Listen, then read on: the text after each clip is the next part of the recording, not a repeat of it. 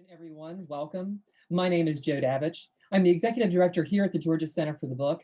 And on behalf of the Georgia Center for the Book, DeKalb County Public Library, and the DeKalb Library Foundation, welcome to another in our continuing series of online events.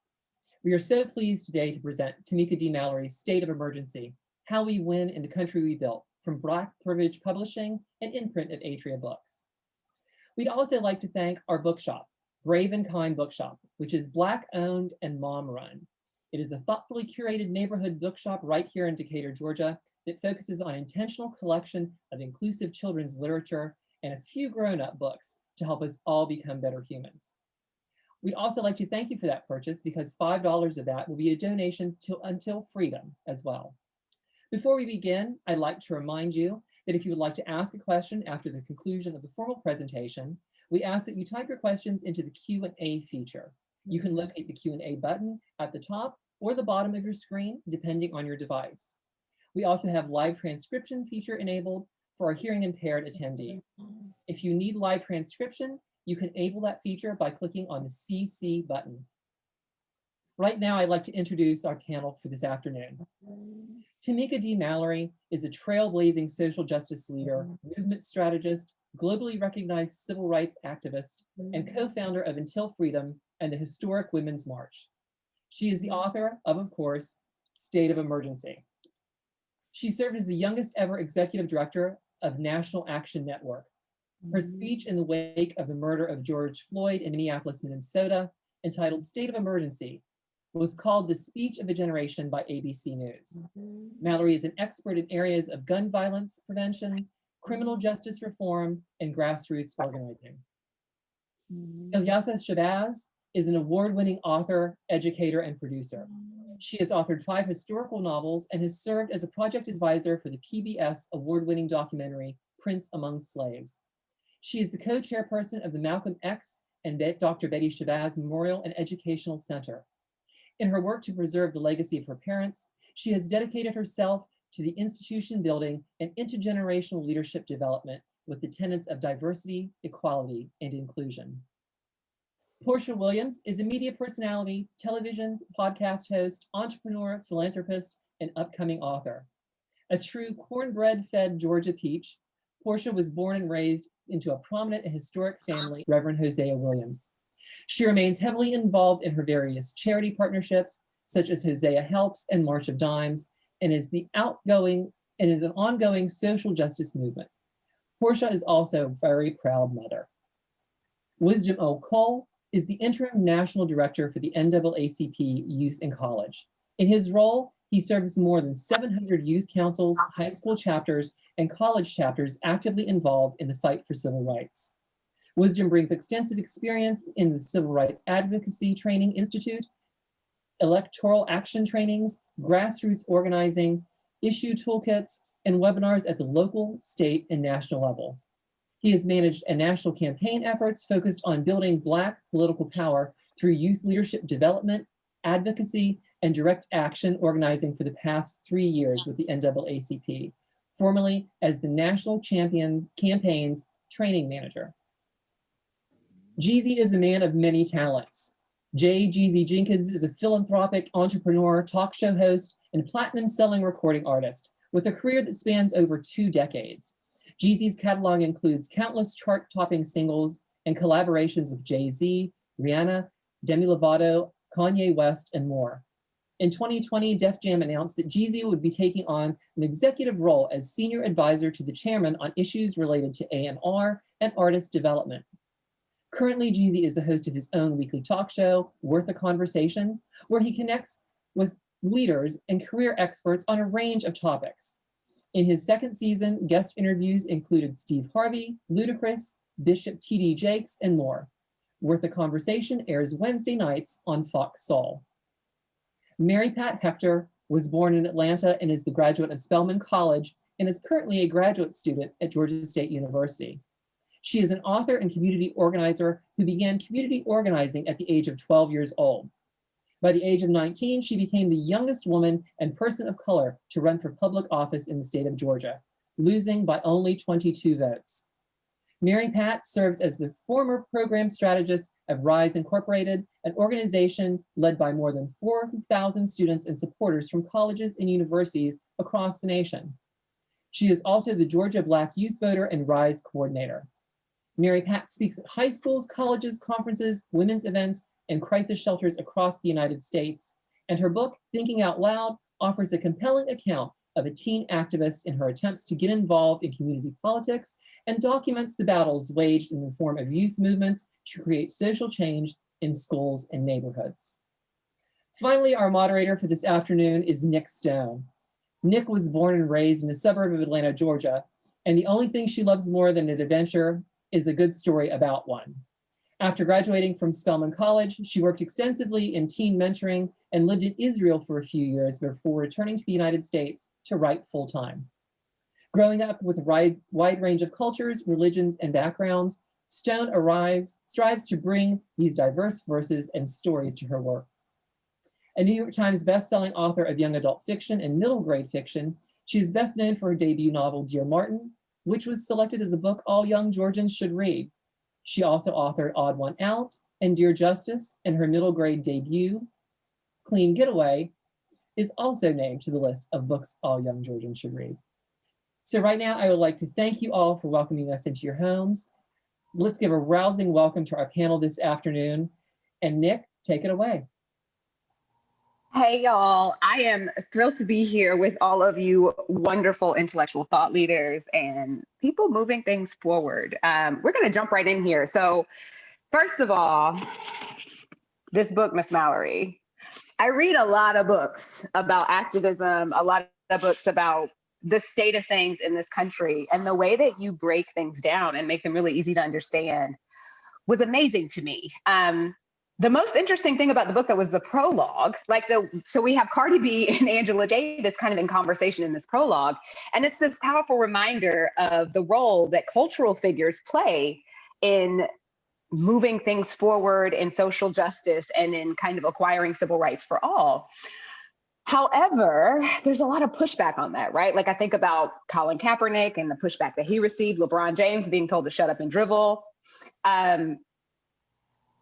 There are so many people like all of you on this panel who are told they're not qualified to speak up because they're musicians or they are reality TV stars, or, you know, there are all of these limitations put on people who want to say things about stuff going on.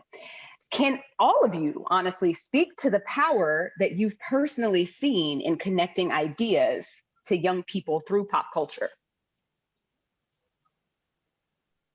Well, I would love to use this past election as a prime example and the work that we put on in the ground here in Georgia to really get out the vote.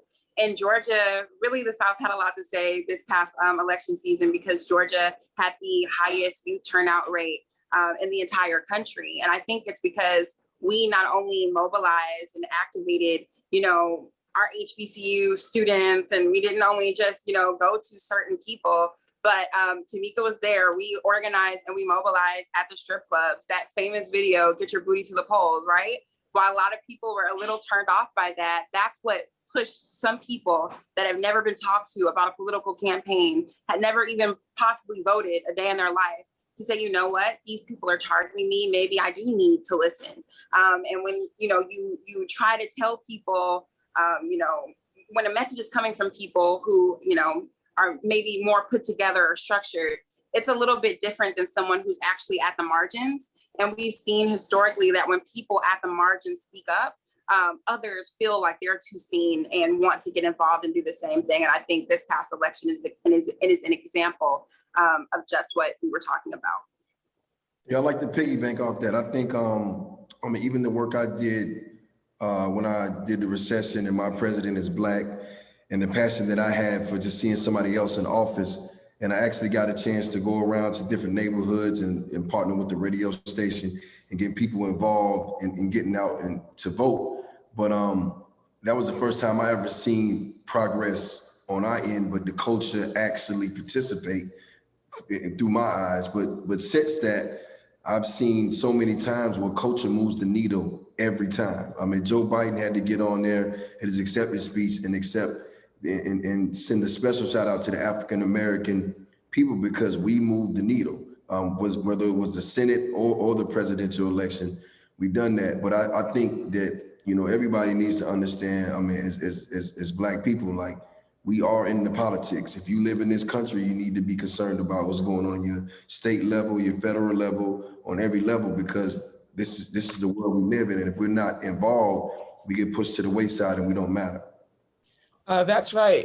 You know, we're really proud because just this past summer, it is clear that young people were politicized. We are all at home quarantining, not knowing what COVID was, but yet we were forced to watch this horrific killing of George Floyd, and young people organized a mass movement. And we saw people protesting in 50 states in this country and 18 countries abroad, proclaiming that Black Lives Matter. And so this was organized by, you know, our young people. So, you know, we take our hats off to.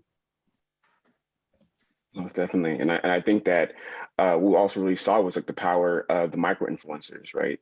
This new generation is being politicized in new ways, right? We look at our folks who are on TikTok and the way that they're engaging in political dialogue through pop culture. It's absolutely necessary for young people to understand and think about how they are accessing information and getting involved in the movement, the new avenues. And so we have to understand how we can even support that messaging, support their growth, and ensure that they are being connected to the history that is very relevant to them and what they're pushing for. That's right. You know, and I'll even add that we had been misinformed about Malcolm X and so many other countless innocent people who were fighting truth to power. And just this past summer, Malcolm was quoted 53.7 thousand times per hour per day in social media. And I think that that's the clearest indication that young people want to know who are, you know, some of these historic figures, and they want to employ some of the tactics and strategies of these former activists. And yeah. That is the perfect. Oh, you want to say something else, Jeezy? No, I love that. I love that. I mean, it's crazy to see like the youth, and you know, they always say that the younger are the strongest, and I just love to see them mobilize, even when things happen in the city and in Atlanta, where I'm from, and you just, it was almost instantaneous. One minute everything was cool, the next minute they was at the CNN building. That tells you something. We're communicating. And I love to see that. So you can't say that they're right or wrong. They feel like they're under attack because they're the ones that are dying. The youth are out there in the streets. They're seeing, you know, people get shot at Wendy's and what happened to George Floyd and Trayvon Martin and all these things. And it's just like, they're going to defend themselves. And we have to respect it. We have to, us as the ones that have more knowledge, we have to give them the knowledge and give them the understanding what Malcolm X did, what Martin Luther King did, what all these imperfect leaders did, because they don't have that knowledge. Even when they went to school, I mean, the Black history section is what, about 4 chapters? You know what I mean? We start thinking Nelson Mandela and all these people who really stood for something. That's power. And I'm just excited to see that they get it. And they on the front line, you know, and right now they got us, truth be told. I'd like to add to that, I'd like to add to that if I can. Hello, everybody on the panel. Congratulations, Tamika, on your book, State of Emergency. Thank you for having me here. I just wanted to add that people like Mary Pat has just been so profound.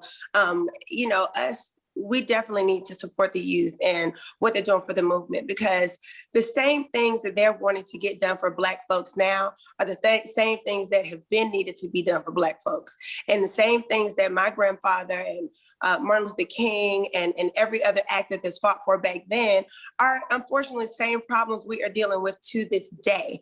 But with the youth being so active and having the type of access that they have is what I think what has made this a worldwide unrest. You know, this is where you see every nation getting this information from online. Everyone knows what's going on. Everybody's able to feel connected within the movement. Everybody also with the youth and the way they're handling it, they're finding their place within the movement, and they're being able to see where they can activate themselves and get busy through the information that the youth is putting online. I mean, back in the day, they didn't have any of this. You know, they had to send a letter or pick up the phone and make all these phone calls or go door to door or actually fly to these different states. When here we are able to use social media the way we are, we put a whole president in office, Barack Obama, because the youth was so impactful in how they got out there and got his message and his policies out to the people and made them understand what needed to happen. So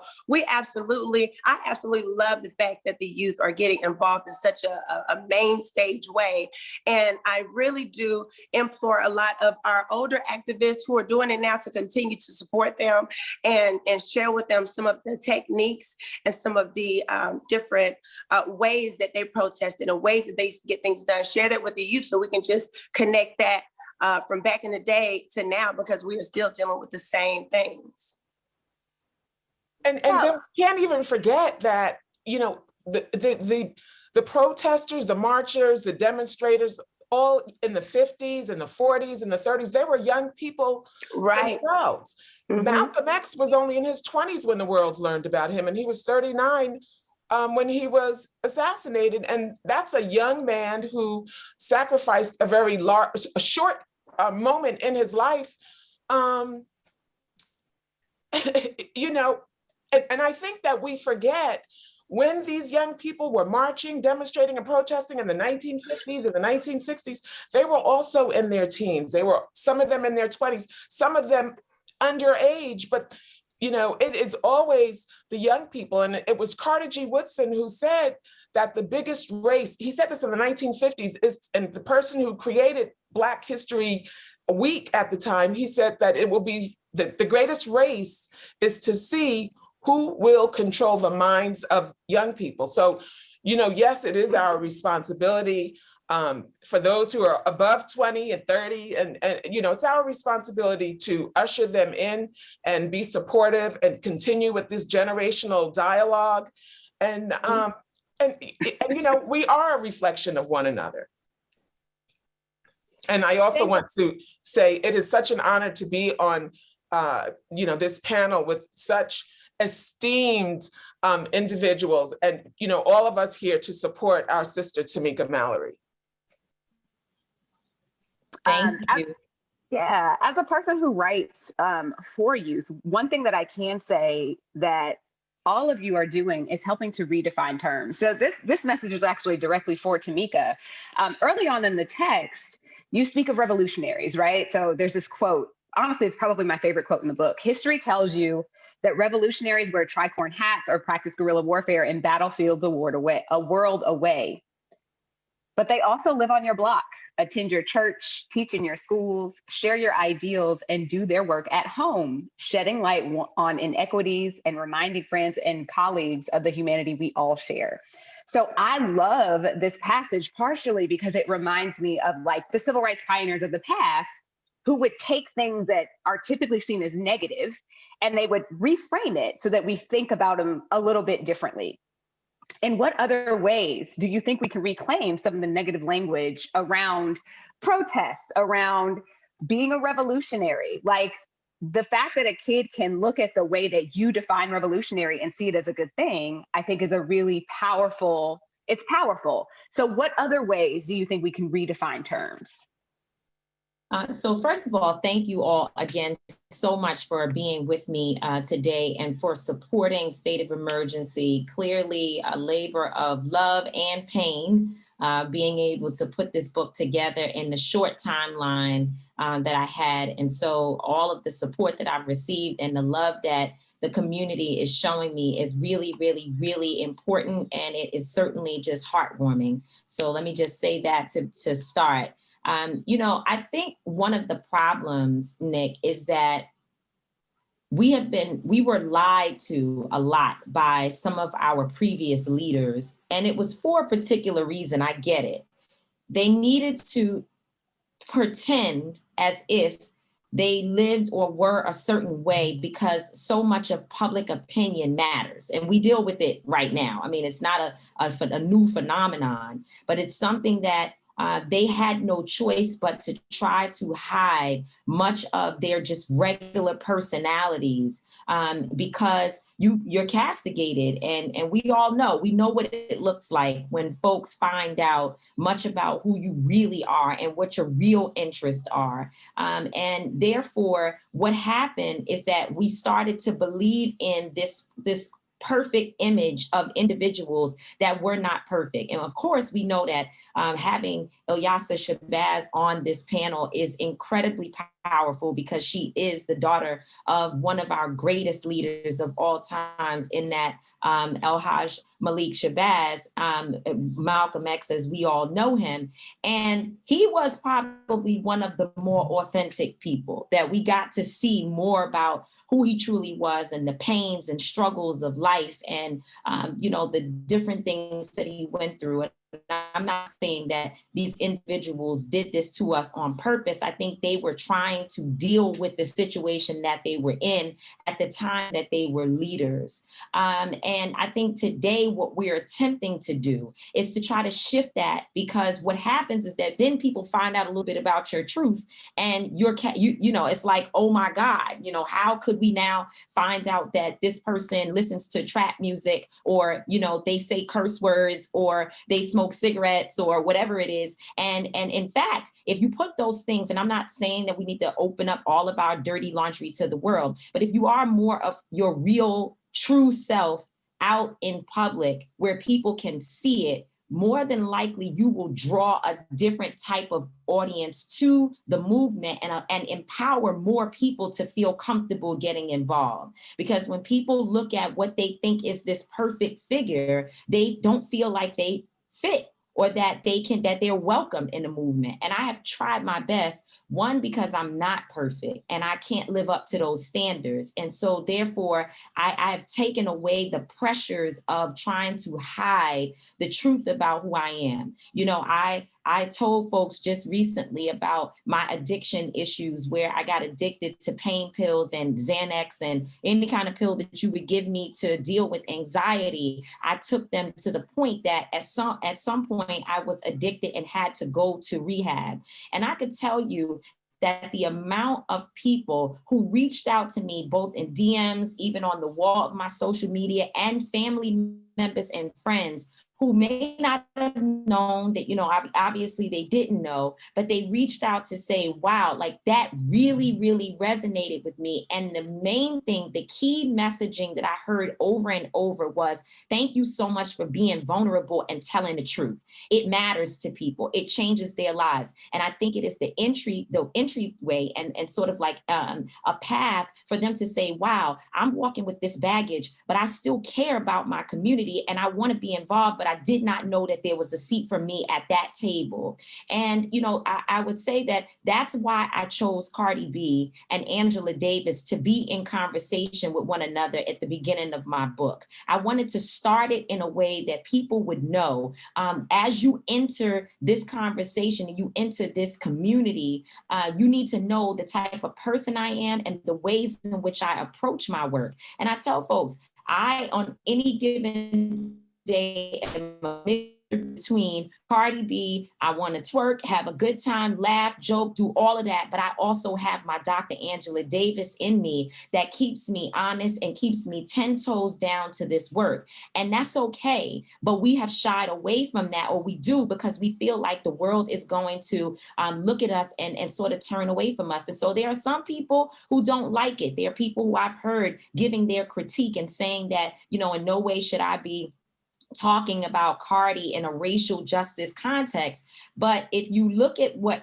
Angela Davis is saying to Cardi in the book, she's basically telling her, you have the power to reach more people than I can. And so you have a responsibility to use the access that you now have to so many millions of people and use it as a way to provide nuggets and also to push back against the powers that be. And I think Cardi does a great job of that. And I know that young people can appreciate that. And so that's the reason why I made sure to put that in the beginning of the book, so that we open up, letting people know that this is a home that you belong to as well. Beautiful. Yeah, there is something really powerful about authenticity, and also about like, yeah, this is who we are, right? And kind of pushing back against respectability politics, excuse me. Ms. Shabazz, I actually have a question for you related to this. So you're the daughter of Malcolm X, and he was considered a revolutionary. And you also lived through the civil rights movement. So like, can you give us some insight into the similarities that you see to the movement then and what we're dealing with now? And also, what can we glean from either things that could have been differently or things that you don't see us doing now that we could be doing? You're on mute. Mute. I want to say that, we really don't have the right to be judgmental, right? And certainly, when we talk about guerrilla warfare, it's important to see who is actually practicing this warfare, right? And, what I love and appreciate about my father is that his legacy continues to guide generations because Malcolm spoke truth. And we know that truth is timeless. He was an exemplar of morality, and he was unwavering in his commitment to bring about the human rights of all people across the globe. When we look at, I'm in education, what was important to me and the work that I do was to make sure that when young people open a book, that they could see a reflection of themselves and learn some truth about who they are, because the omission of Black, brown, red, yellow, green, indigenous people of color from first world nations is not incidental. And these kinds of exclusions distance people from their heritage and their own sense of self. We become so distracted with all of these things that don't matter, these divisive tactics and phobias, are counterproductive. And this falsified whitewash curriculum enforces the myth that there have never been scholars, thinkers, innovators, artists, and revolutionaries across these various identities. If we all know that Africa is the cradle of the most advanced civilization that ever existed in humankind, hence African kingdoms full of progress, scholarship, and knowledge, imagine if we learned about these things just as we learn about ancient Greece and Rome in our children's classes, right? And history lessons. If we learned about them, we could better appreciate the present complexity of Black civilization and negate the teaching of biased and inherited hate, racism, and discrimination that they are inflicting, right? We'd have an opportunity to provide a moral value system that my father spoke of truth, of honesty, of love, human compassion, and respect. We'd have an opportunity to be who we are. I am love, peace, and joy. I love myself. I love life. I love people. I love culture. There are so many things that I love and enjoy. I also understand that we are not the judge of others. God is our only judge. If we can look in the mirror and like who we are, then everything is fine. And so I think it's important not to really be so concerned about what people think of us. What's most important is to recognize these challenges that we have that are preventing, our children from being able to enjoy their lives in peace and love and joy. And I think being able to control the narrative is extremely important. Word. That, yeah, that's fantastic. Go ahead. I also like to say that I think it's important for anyone in a position who has a platform and they want to use their voice for the movement. I think it's important for them to understand what will come at them if they take that position, and to understand that it's not just going to come from the obvious. It's not going to just come from white people or, you know, who you think is the oppressor. It's not going to really come from them. Mainly, you don't want to even see them on your page. It will most likely be your own people who will be telling you if you're not qualified, or what you said the other day they didn't like, or what your personal life they didn't like. And you have to understand, if you're going to decide to take that stance, you're not taking it for an opinion of other people. You're taking it for the purpose of what you're trying to accomplish, which is to enhance the movement, be effective in the movement, educate others so that they can be empowered and be a part of the movement. So when we're in these positions and we, you know, have naysayers, etc., I just love to speak into people and let them know, even the people who want change don't know what it needs to look like. They don't really know that you shouldn't really try to silence someone who's speaking on their behalf, because most of the time people are programmed a certain way. Society has put us in these boxes, and believe it or not, even though we don't want to be in them, it's comfortable for a lot of people, and they don't necessarily want you to be shaking it up, making all this black noise. They don't want that. And so unbeknownst to them, they're actually working against themselves by coming at you. So that's why you have to just kind of put that all out of your mind. And no matter what, even though you're trying to help someone, don't worry about what they're going to say. They may kick and pull and scream, but you know you're taking them to a better place. And eventually, once they see your consistency, once they understand the bigger picture of that everyone who has a platform should in fact use it, they will follow along. But a lot of people who have been beaten down and bruised and really psychologically damaged and cancer through this whole process of racism, you just can't listen to some of the things that they may say, because it's just you know, cause and effect to us being oppressed for so long. So, you know, that's why a lot of times it's like when you see a lot of people who are in these positions to speak on these platforms, they often speak to haters. Don't even speak to them. That's not even something we should be focused on, because whenever we are able to open our mouth, what we say actually counts. So if it counts, don't let it be to someone who's trying to pull you back. Speak to what we're doing moving forward and what that purpose is and what our demands are and what kind of change we want and how we need people to get activated. So I think that that's like the most important thing for a lot of people who want to step up to be empowered in that, and know that if you're doing it from your heart and you're doing it for the right reasons. That's right. And you can't worry about what other people are thinking, because they're really, at the end of the day, they're divisive tactics. You know, while we're sitting up here fighting each other, look at all the stuff that's happening. And that's the reason why we're still in the same predicament. So we can't really focus on those divisive tactics. I would love to speak on that. I think that I know that we were conditioned like that since our ancestors, and being slaves and being in the field where other people was in the house, other people had other privileges and other things. So as Black people, we was conditioned to look at somebody else in another position and look at them and say, you know, I don't agree with what they're saying because of, you know, the position that they're in. And I took a position myself personally, coming from where I come from, because I come from the slums. I come from the streets, the bottom of the bottom. And my grandmother always told me, like, you're bigger than your surroundings. So my whole life, I've just tried to do the right things, because she showed me what my faith was and she sent me on my way. So I do what's right in my heart. And when you captivate people for being one way, you know, and then you learn and you want to give them that knowledge. And that's what I respect about your father. Even when he had his path and he started to learn other things, he wanted to bring it to the culture to say, look, this is what I learned, you know, take what you take from it.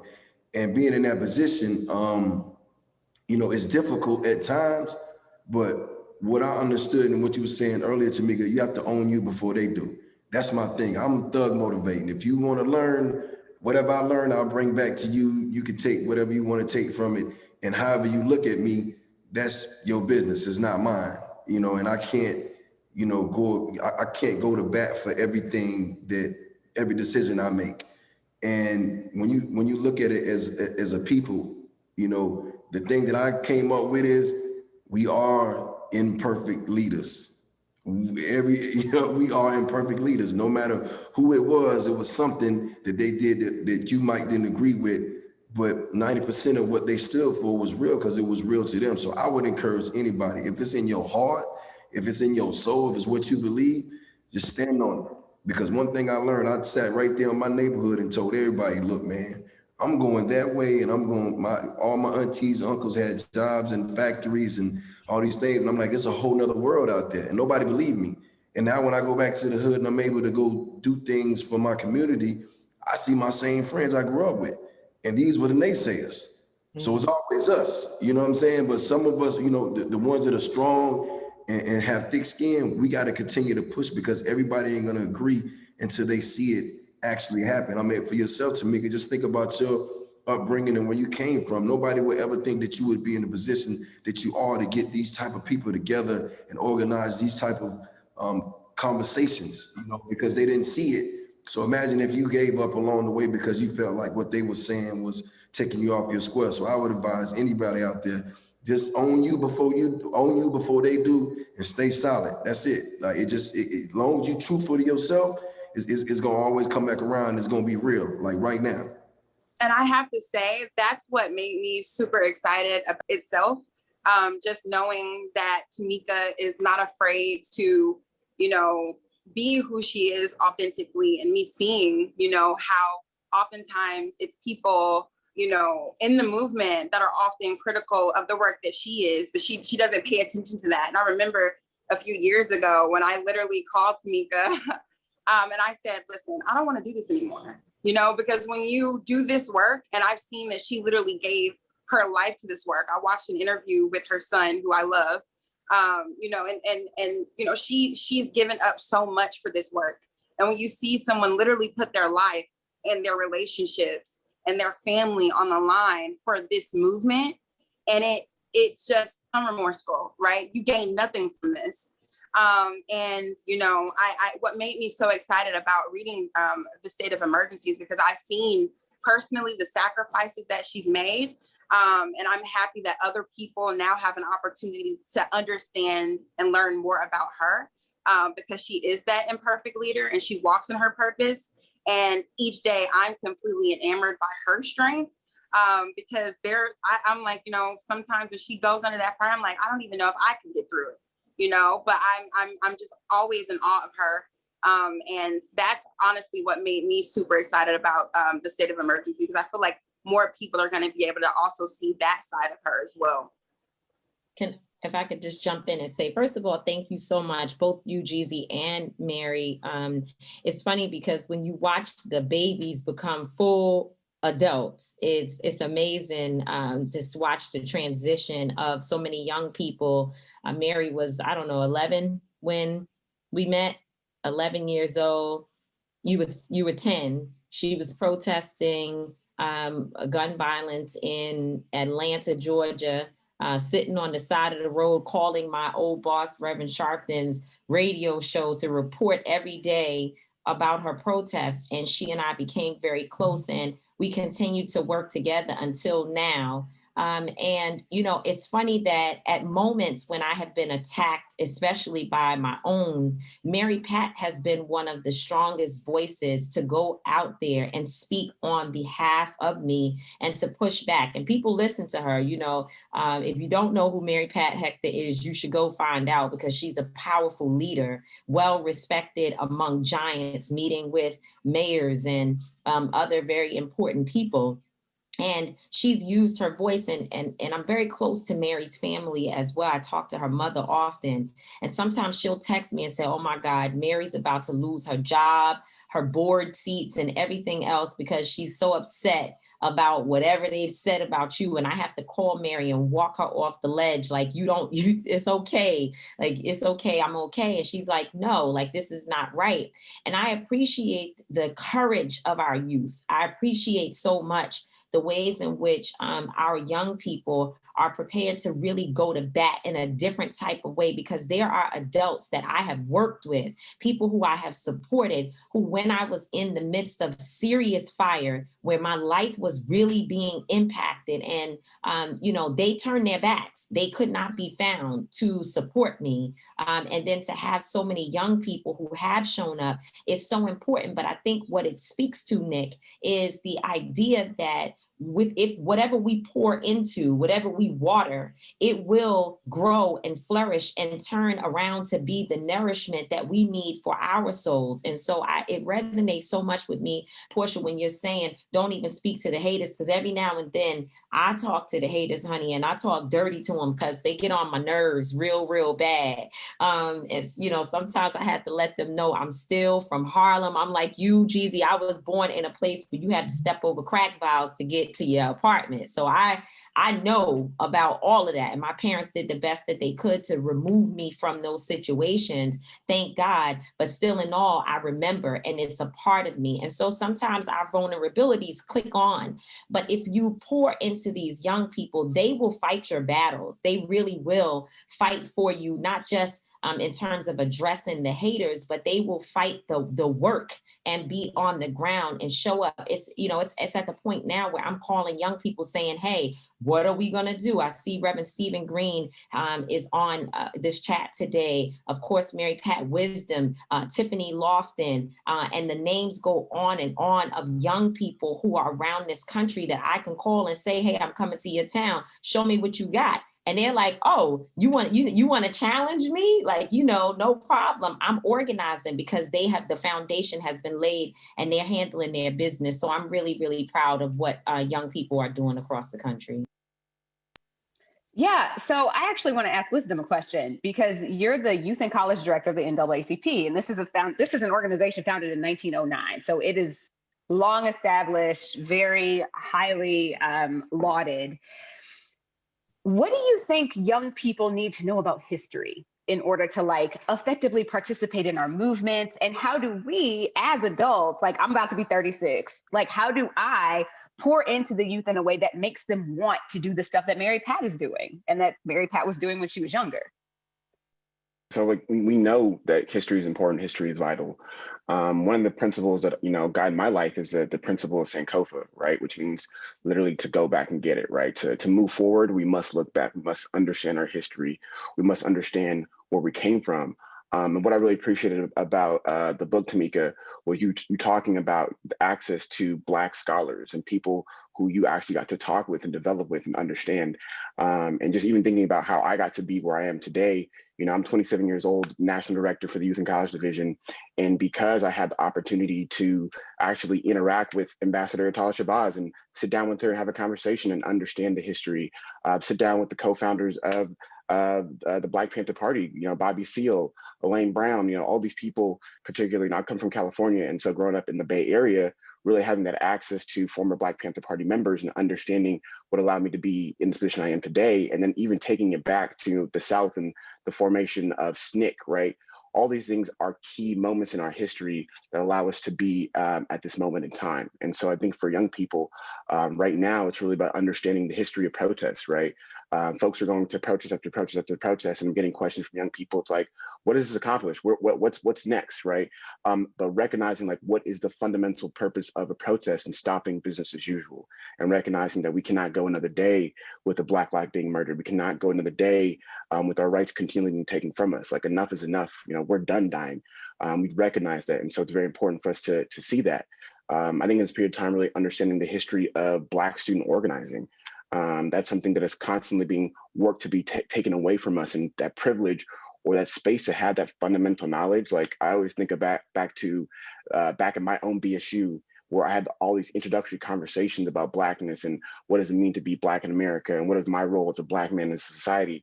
Those conversations are necessary to be able to build movement leaders and to be able to have that experience to actually put that into practice, right? I always talk about, even being on this panel, going from the state of emergency bus tour now to the book tour, right? Having that opportunity to engage with people in the field and see the experiences for Black voters across the nation has informed a lot of my work. And so I think young people need that mentorship. They need that access. They need people who are willing to have those conversations with them, and allow them to grow and allow them to mess up and allow them to try new ideas and say, hey, you know, show us what you got and let's keep building together, because this is an intergenerational movement. It can't just rely on just one of us. I oftentimes think about Angela Davis and what she talks about in terms of young people being at the forefront of any type of civil rights movement, because we need that legacy of succession to continue the work. Yeah, fantastic. They so smart. Look at them. They look smart. For real. I'm sitting here like, okay. I got my iPad right here over here taking notes. So one last question from me, and then I'll open up the Q&A to everybody who's here. And this is really for all of you. Technology, right? So it's always a moving target. Social media is something that has become even more important as we have all been stuck in the house over the past year. So it's a way that we communicate with each other. It's a way that we connect. We've seen it kind of transform the activism efforts, right? So how do we continue to use it for good? And not only social media, I also want to think about music, Jeezy, specifically to you. Like, how do we continue to use hip hop and parts of culture and social media? How do we continue to use these things? Are there limitations? And how do we use them to continue the movement forward? Well, I think it's all about mobilizing. I think with social media well, let's be clear. It is the social media, but it's mostly our culture.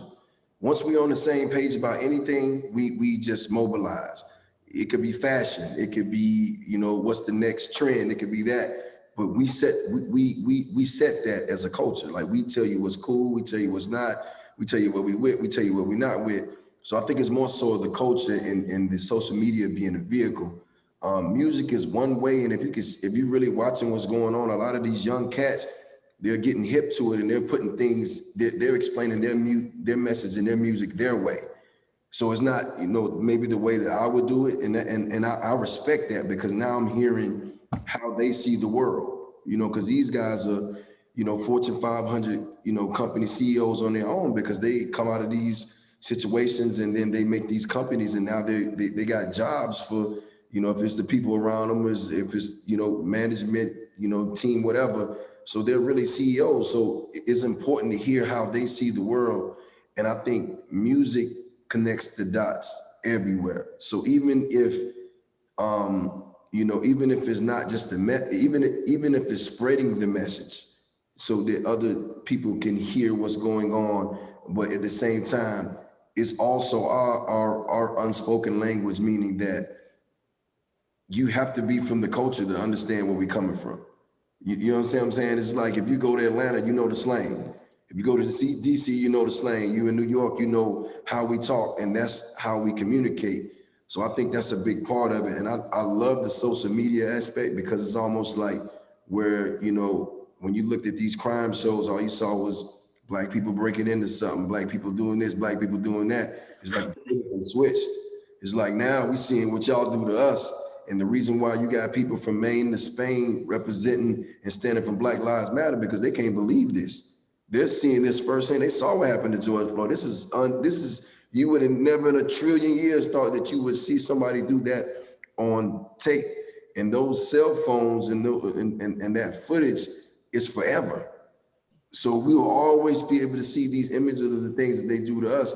And what makes it dope is the fact that you can hit one button and send that out. And the reason why I say that is because if you look at the music, it's the same way. These young kids are turning to entrepreneurs by these apps and things that they presented to us, and we take them and make it work for us, like they take our stuff and make it work for them. So now we're not just spreading the message. We out here spreading our music. It used to be where you had to go in the store and buy this, but you can do this stuff online now, and we're using it for our benefit too. And I respect that, because that's what this younger generation is doing. They're cutting out the middleman. We don't need Fox News anymore. We don't need all these big outlets. We getting our news ourselves. You go on any of our blogs and you see what's going on, you're seeing our news from our people, what's we going through. And that's what I respect. And I think as long as we continue to do that and to network and support each other, just Tamika, with this wonderful book you just came with, and we just continue to get the word out there and just mobilize.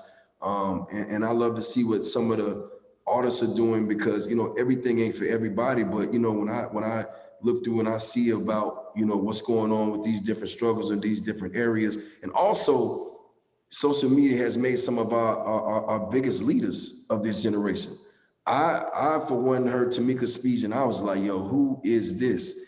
You know, and I wouldn't have heard it if it wasn't for social media. And a lot of these things these kids are doing out here as far as activism, I wouldn't have saw if it wasn't for social media. So anything that they got that we can use, I think we take it and we build and we make it work for us like we've done for years. I was watching something the other day about art and how, you know, these guys from Thornton Down, all these guys with all this talent, and people took their art and made it all this. And it's just like, even in that aspect, you know, we got to build our people so that we can keep, you know, because it's economics as well. It's economics, it's knowledge, it's all these different things. But like, we got to use social media to build all this, keep awareness, and to generate things for us so that we can continue to be as strong as we need to be to make sure that this generation after this one and the generation after that one, and they keep thriving and becoming what they need to become so we can be strong as a people. Yeah. And somehow we just have to figure out how to control all of it and, you know, how to build the platforms ourselves. I mean, I know Isaac Hayes III, he's building fan base. Actually, it's up and running where people can go and join a platform called Fanbase right now, which is a social media tool, Black-owned social media tool. I think Solange owns Black Planet, and it's something that's being developed. And we need that because we need to be able to control our messaging, even to the point that the conduit for it is by us, is for us by us. So I think that's like the next step. We figured out how to get the information out there, but what we have to do now is figure out how to own the engine to push the information. I said, if you look at the music, Tamika, like we own the music now. You know what I'm saying? So the next step is to own the platforms because it wasn't like that. They was owning our music. They was owning our art. They was owning our culture. They take what we do and they make it cool and they make commercials out of it. So it's like, now it's time for us to, like you say, like own the platforms and just, you know, just take and make what they use to keep us down to build us up. Right. And it's important to have these different platforms, like Tamika said, owned by us and for us, because even on social media, like on Instagram, you know, they shadow ban a lot of the people who are speaking truths online, you know, and then they change the algorithm, and next thing you know, you're wondering why didn't you get certain notifications?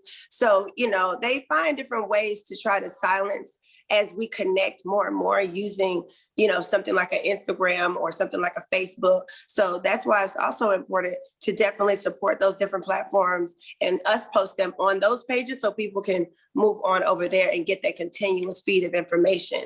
And I also want to say, I think it's important for like Jeezy mentioned how he met Tamika. It's important to see young leaders like Tamika. I know Tamika she doesn't refer to herself as the young activist, but to me, she is. She's very young. And I'm like, you're very much young. But when I saw Tamika, it was actually on a panel with T.I. and Candace.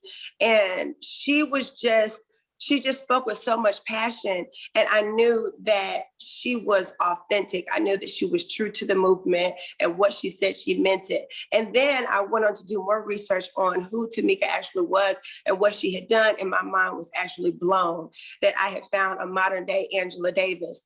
And I knew that I had a leader within my means that I could possibly reach, I could possibly be able to support. So I think it's important too for the youth to be able to understand that we have lifted Tamika as our leader. And let's stay focused attention on Tamika as we build other leaders and let other people know that they're empowered to be a part of the movement as well. But I love to have a focal point as someone who can write a book such as State of Emergency and put such information out there and be so transparent.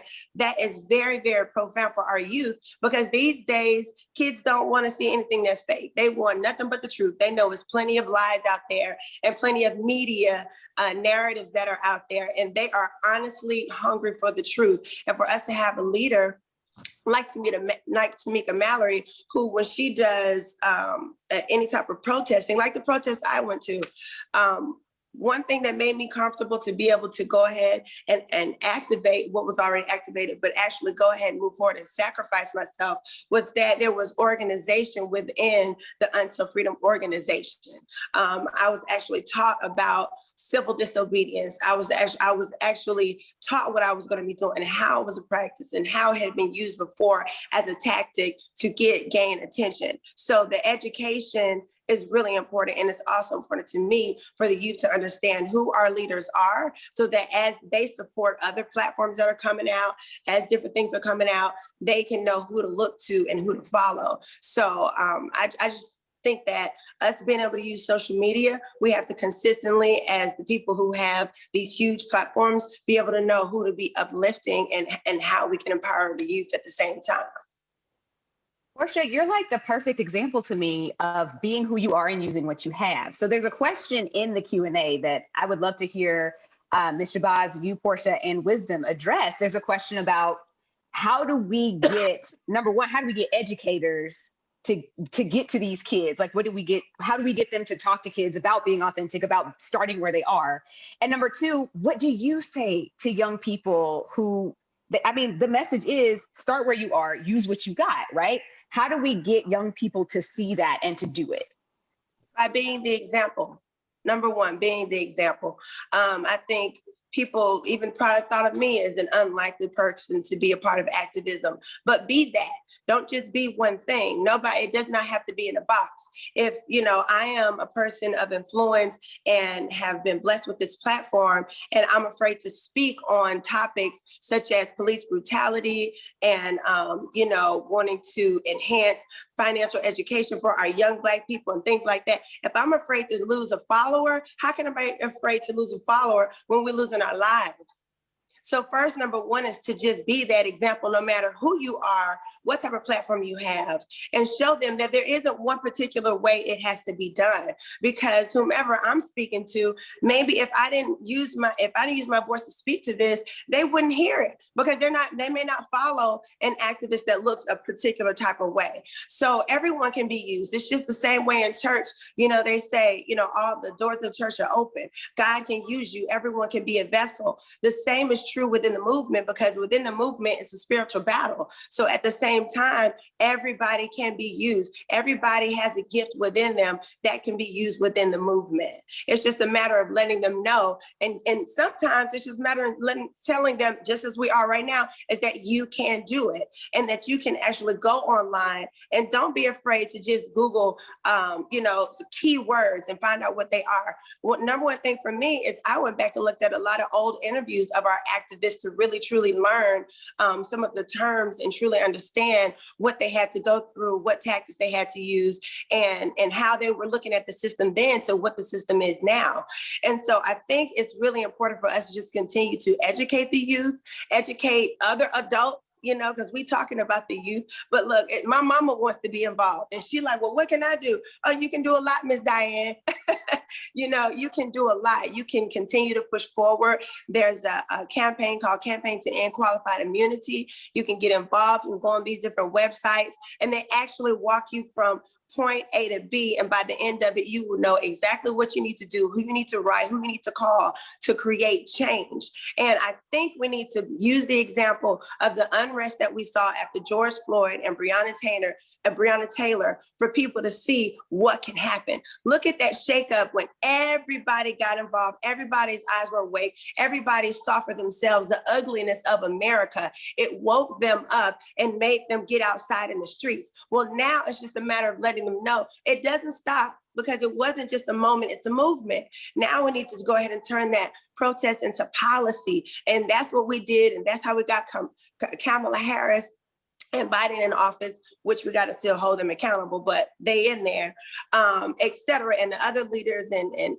DAs and et cetera, people we've got in office, people wanted to get educated. People started to see, oh, wow, there is a light at the end of the tunnel, you know, and mobilizing the way Jeezy said is a way for us to get things done. Passing information along and keeping it alive on your social media platforms is something that we should be doing. Whether you continue to see it or not, it's something that you should continue to be doing. And you will eventually see change. I also want to say this too.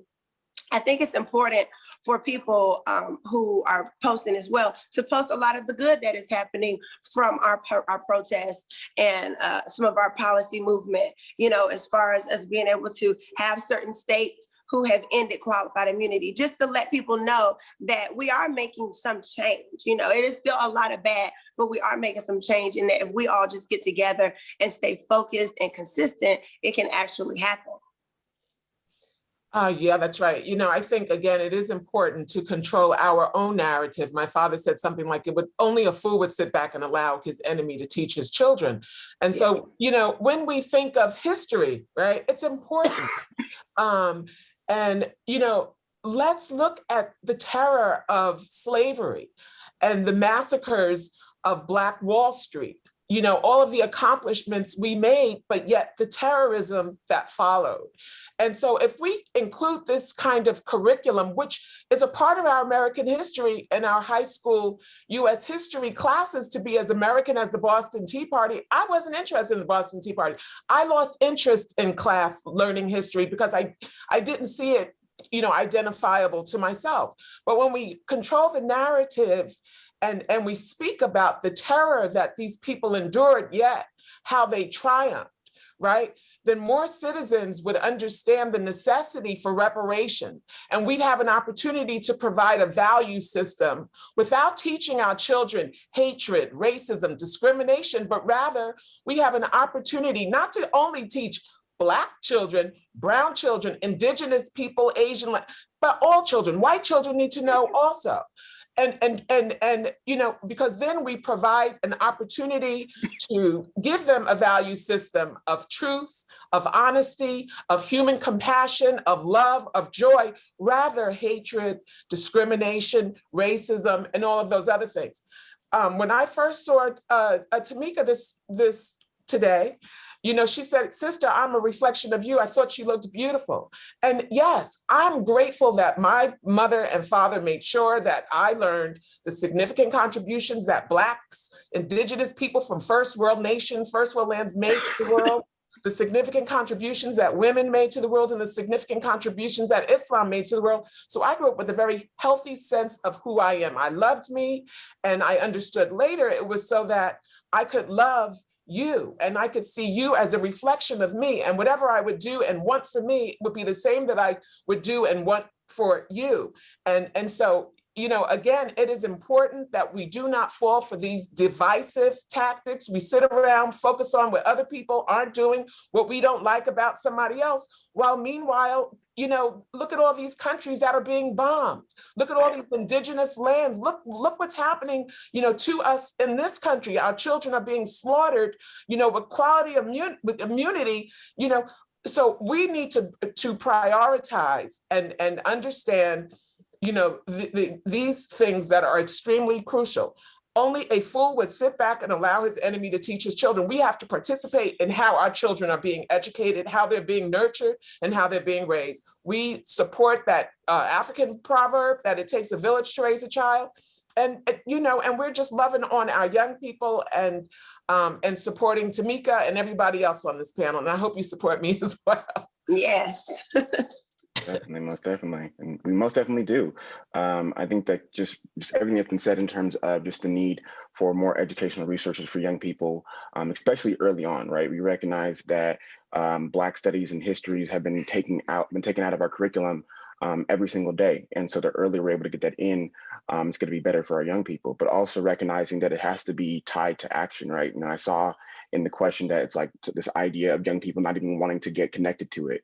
You know, young people have seen liars, have seen people steal and cheat in elections, And so our trust and our faith in democracy in the process isn't very deep. And so anything that we do in terms of education and making sure that we get back to this moment in time has to be rooted in action, has to be rooted in people being able to see tangible wins. I always talk about advocacy having to have three things. One, it has to change the lives of real people.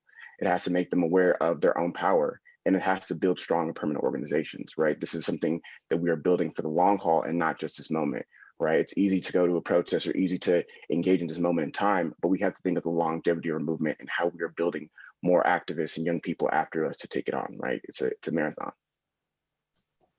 Well, we're out of time, but before we close out, the last thing I want to do is ask each of you to like give our audience like one self-care tip, because there is a question in here about how you keep yourself from basically like dying under the weight of all of this stuff. So tell everybody like one thing that you do to take care of yourself and to keep yourself uplifted.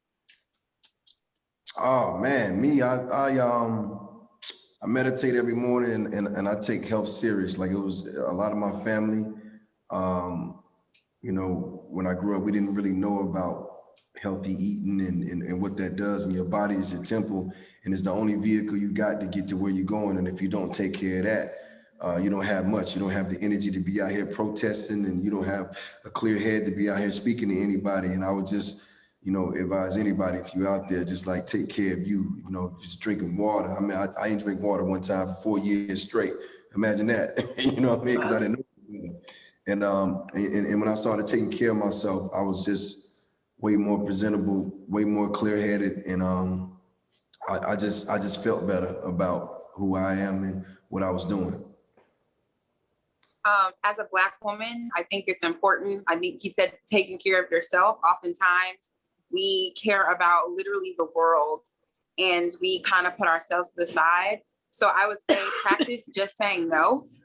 Because oftentimes that's just what we have to do, right? You have to build up to just saying no. But then I just wanted to bring up one last point, because during the last conversation, we talked a lot about teaching and telling young people to do things. But I think it's important for us to also support them when they actually do it, because that was a big criticism that I had from previous leaders during the recent movement for Black Lives. So we can talk about teaching young people doing things, but when we're not supporting them when they actually do it, and we're still like criticizing and demeaning them when they actually decide to step up to that plate, then we have to go back into the closet and have a serious conversation as a community.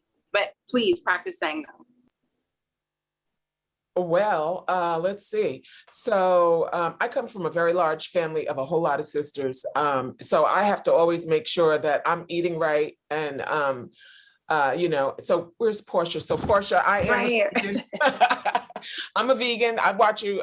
I am a vegan, and sleep is really important to me. Mm-hmm. And, you know, sometimes it's hard to get, but when I get it, you know, it's just so important. So I think understanding, you know, the reason that our eating habits have been the way they were is because of slavery, right? That these people were just, you know, so just mean that they would give us, you know, the leftover, the head of a pig, you know, the feet of the pig, right? Deny us an opportunity to drink water, but we're going to drink Kool-Aid, put some colored stuff in, you know, and so I think really understanding what food is, right? That an Oreo cookie is not food. An Oreo cookie is a very delicious, great tasting form of chemicals, right? That make us sick. And that become toxic waste in our bodies. So I try to be conscientious of what I eat and drink and so forth. I have great friends. And, you know, again, having 5 sisters who are very tall and opinionated made me very critical of, you know, the person that I am and what I put into my system and everything else, because otherwise, you know, they start, you know, cracking on you and all that other stuff. I think the most important thing really is just to be conscious of what we're eating. Yeah. Yeah. I think for me, when it comes to self-care, the number one thing I have to do, I'm a Cancer. I'm not really into like signs and stuff, but from what people tell me, we stay in our head. And they say they overthink. I do. I mean, I don't know if that has to do with me being a Cancer, but I do. Like, I literally cannot turn my mind off, especially when I'm focused on something. I almost be asleep, but still dreaming about whatever it is that I was thinking about before I went to sleep. So for me, the biggest thing is for me to just turn off the phone and not feel the guilt of I'm turning my back on anything. It's okay to spend a day alone with myself outside of the phone.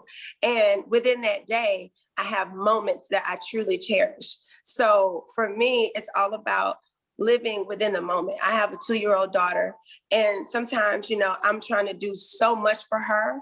I'm trying to work so many jobs for her future. I'm trying to, fight the power so she can drive down the street and be safe, and trying to do all these things for her.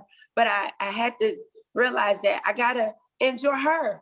And so I would just take moments where I just hug her and just be in that moment with her, or just watch her, put my phone down, be near her, go hug my mother, truly spend time and call a friend and say, how are you actually doing?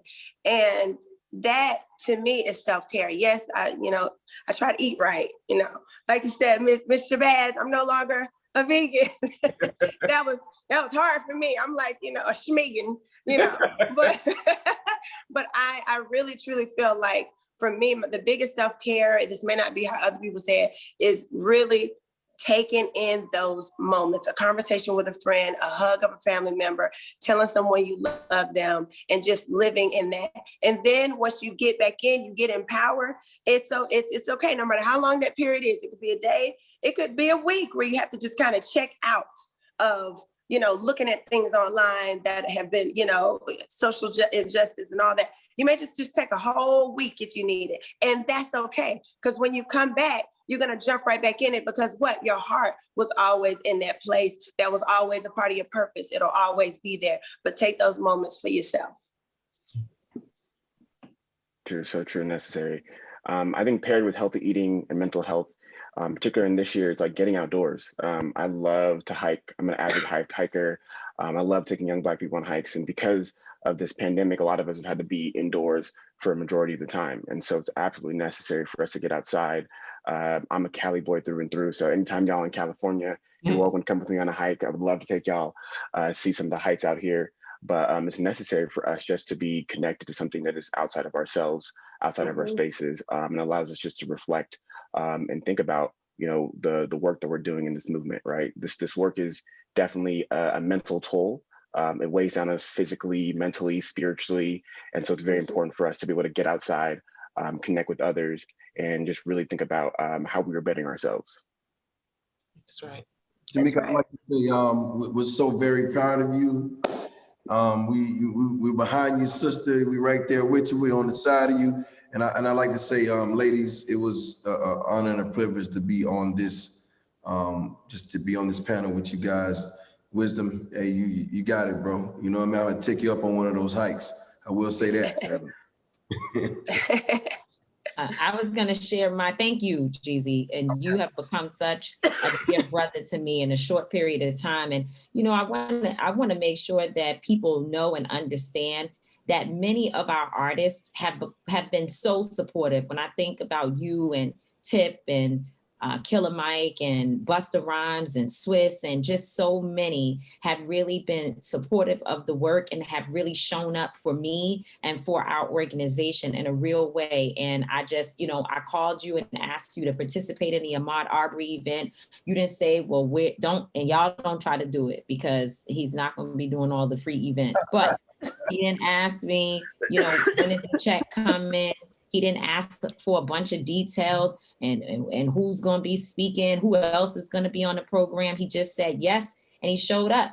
And everyone else that participated that day did the same. And so I'm grateful for the support. It's nothing like, I have my sisters. All my sisters are there. Porsha knows when she says she calls to check on people, she definitely does that for me and has been a real sister. Ilyasah is nothing I've ever asked for or needed, or a time when you have not been welcoming and loving me. And of course, I've already talked about Mary Pat and Nick. You and I are getting an opportunity to meet one another. So my sisters are there. My sisters are great. But my brothers really hold me. It's nothing like having Black men to stand in the gap and to really be there to support you. And when I think about, you know, my son and Angelo Pinto, who I'm with every single day, they literally give their lives to protect me. Wisdom, you as well, are somebody that I cherish. So I just think that the nucleus of the Black family, us supporting Black trans folks, us supporting just all of our people together is exactly it's like the soup we need in order to address most of the issues. So when you talk about self-care, for me, it has been finding my tribe, loving on other people, treating them with the respect that I want. I'm trying to be the example of having the integrity that I wish to receive back. And really just trying to be there and support one another. We love up on one another. We care about each other's children. We care about our, you know, other family events. We support one another. And that for me has been the most important and impactful way to be the leader that I am and to be able to be out here, because it is hard. It's dangerous. It can be tiresome. It's a lot that goes into it. But when I turn to my left and my right, and there's people always there holding me up and holding me together, it means so very much. So I think that's the self-help tip that I would give, is to find you a good tribe of people who actually love you, and stop being around people that you know are not there for you, but you feel like you have to be close to them in order to get to some level of success. I have thrown that theory out. If it doesn't work for me, I'll find another route to get to where it is that I need to go. But I will not be around people who are negative and or abusive just because I'm trying to be in close proximity to whatever I think is going to help me be successful. I love y'all, and thank you all so much for being a part of this today. And thank you to the Georgia Center for the book. Thank you, Tamika. Thank you all so much for this unbelievable talk. I am unbelievably grateful to Atria Books and for all of you for allowing us to be the host for this event. Over in the corner, if you've all been watching and you see the DIY PR, Nakia over there was the talent wrangler for this and helped us put this together. I'd just like to say, Nic, Jeezy, Porsha, Mary Pat, thank you so much for what you're doing to make Georgia a better place. Wisdom, Tamika, what you're doing to make America a better place. Ms. Shabazz, for being wisdom and light and being a caretaker of an unbelievable history. I thank you for that. I would also like to thank Bunny Hillard. She is in the attendees. She is one of the owners of Brave and Kind Bookstore, Black owned, mom operated. I would encourage you all to find this book in your local independent bookstore. They have been doing so much during the pandemic to mail books to home, to do pop-ups, to even drop books off on people's doorsteps. I also encourage you to shop at Black owned bookstores, eat at Black owned restaurants, participate, have Black owned entrepreneurs and artists in your fairs, in your festivals. It's so very important for a just society and a just literary society that is truly diverse and growing. Thank you all for allowing us. If it's okay, before you go away, we have to make sure we give a shout out to Charlemagne God, who is the person to publish my book. It is the first book on his publishing imprint called Black Privilege. And the fact that he took a chance on me is amazing, because I'm sure any and everyone else would have wanted to be the first book on his imprint, but he chose an activist and organizer. So we have to give some love when we're talking about Black people doing Black things. Charlemagne is black, black, black, black, black, black. So let's give him some love. Thank you so very much, Tamika. Thank you all. We will see you all again very, very soon. And as a wise person just recently once said, truth is timeless. Have a wonderful afternoon, everyone.